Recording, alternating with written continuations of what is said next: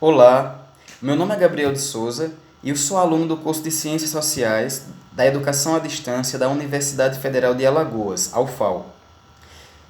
Nesse curso, eu estou matriculado na disciplina de Ciência Política 4 e uma das atividades propostas é para que o aluno produza um vídeo entre 8 e 10 minutos discorrendo sobre um dos textos disponibilizados no transcorrer da disciplina.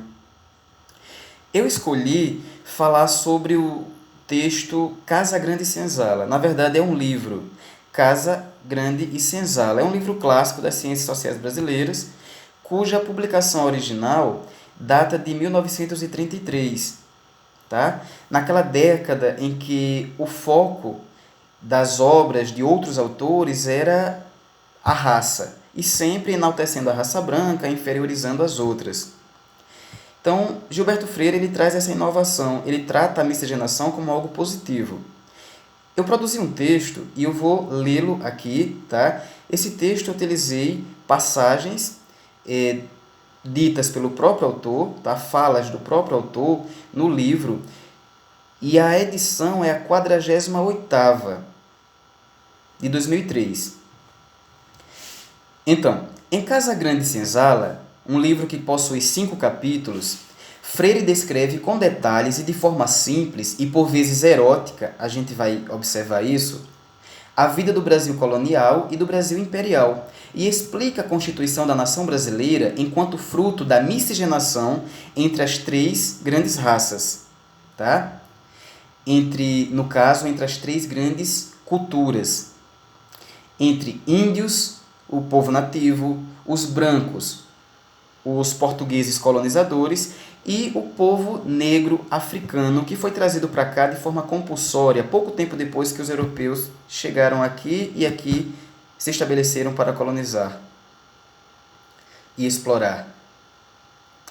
Há várias imagens no livro que retratam muitas situações e alguns objetos do dia a dia em um país agrário e escravocrata.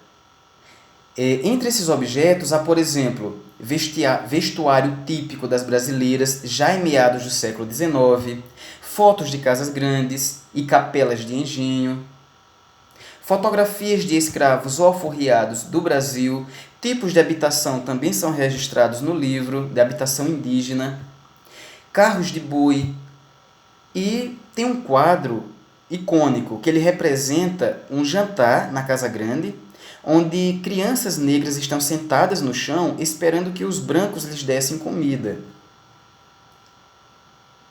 Bem como há também uma série de outras imagens. Já a partir do capítulo 1, Gilberto Freire concorda com a miscigenação.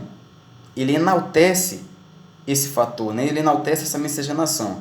Mas, para além disso, já no capítulo 1, no capítulo 1, ele enaltece também o latifúndio e coloca que a escravidão, miscigenação e latifúndio formaram a base para, por meio de suas próprias palavras, a fundação e o desenvolvimento de grande e estável colônia agrícola nos trópicos.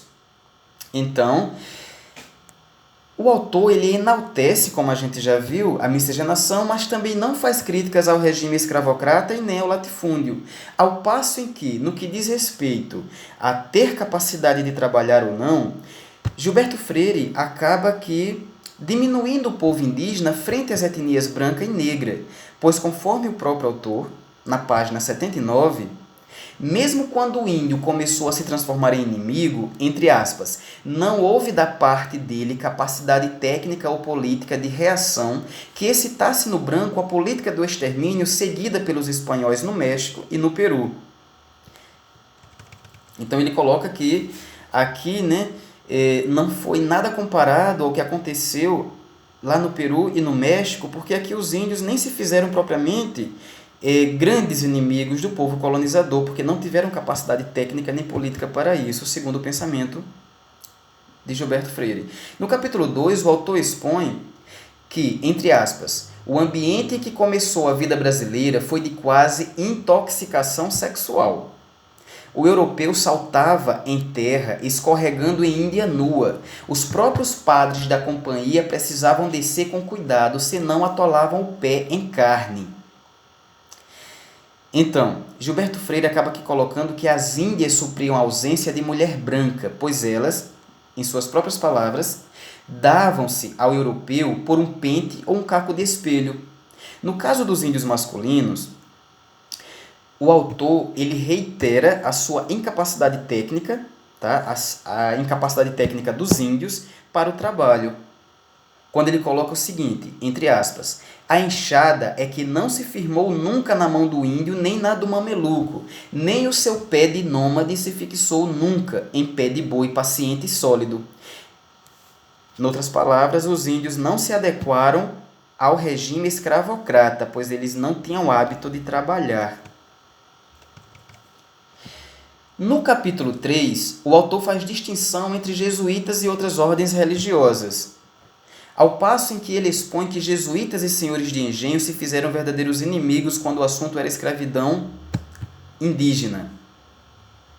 O autor reconhece que os jesuítas defenderam os índios contra a escravidão e expõe que, a respeito da escravidão indígena, é exposto na página 169, entre aspas, o meio e as circunstâncias exigiriam o escravo, a princípio o índio, quando este, por incapaz e molengo, mostrou não corresponder às necessidades da agricultura colonial. Então, percebe-se não apenas que não houve crítica à escravidão, mas uma justificativa para esse processo, que, diga-se de passagem, desumano e cruel. Nos 2 capítulos finais, o autor continua discorrendo sobre a miscigenação. Conforme o autor, os senhores escolhiam, entre aspas, o melhor elemento feminino das senzalas, as negras e as mulatas mais bonitas, mais sadias e mais frescas. A gente está percebendo aí já uma eugenia social. Nesses capítulos há vários outros temas, tais como a indolência do negro, a prostituição da negra, adaptações de termos no idioma português e uma série de outros. Uma das sensações que o livro pode causar é que este livro esteja focado na cultura do Nordeste, especialmente na cultura de Pernambuco. Isso talvez se explique porque Gilberto Freire era pernambucano, tá? Mas assim, nesse caso, é como se não estivesse sendo tratada a cultura do povo brasileiro como um todo, mas está. A linguagem e as temáticas tratadas podem causar, em alguns momentos, alguns desconfortos, pois são perceptíveis a justificação da escravidão, o enaltecimento da colonização, a desqualificação do índio, a vulgarização da mulher indígena e negra.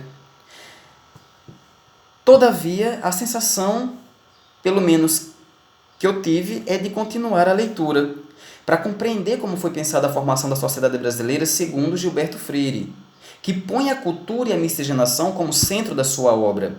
Ainda no primeiro capítulo, já no finalzinho, o autor expõe uma visão analítica do que ele chama de equilíbrio de antagonismos, que seriam elementos contraditórios presentes nos colonos e colonizados, que não apareceriam em conflito, mas de forma harmoniosa.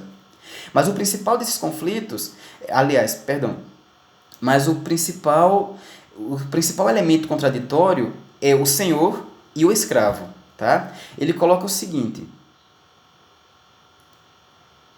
a colônia brasileira apresentou em sua formação, entre aspas, a cultura europeia e a indígena, a europeia e a africana e a indígena, a economia agrária e a pastoril, a agrária e a mineira, o católico e o herege, o jesuíta e o fazendeiro, o bandeirante e o senhor de engenho, mas, sobretudo, o senhor e o escravo.